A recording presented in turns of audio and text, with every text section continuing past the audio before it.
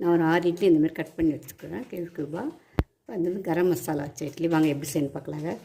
கொஞ்சம் ஜீரகம் 1/4 ஸ்பூனு, கடுகு 1/4 ஸ்பூன் போட்டுக்கணும். பொடியாக நறுக்கிய வெங்காயம் ஒரு 3 வெங்காயம் போட்டுக்கணும்.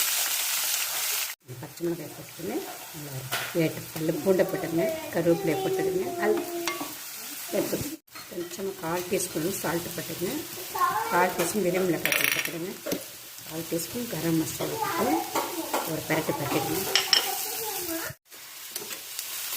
குடமிளகாய் வாரப்பட்டு நைஸாக இருந்து பட்டுங்க, எல்லாத்தையும் பரட்டுப்பட்டு நல்லா ஒரு வந்து 10 நிமிஷம் இந்த இட்லி இது கூட போட்டுட்டு கேஸை கொஞ்சம் அடக்கி விட்டுருங்க.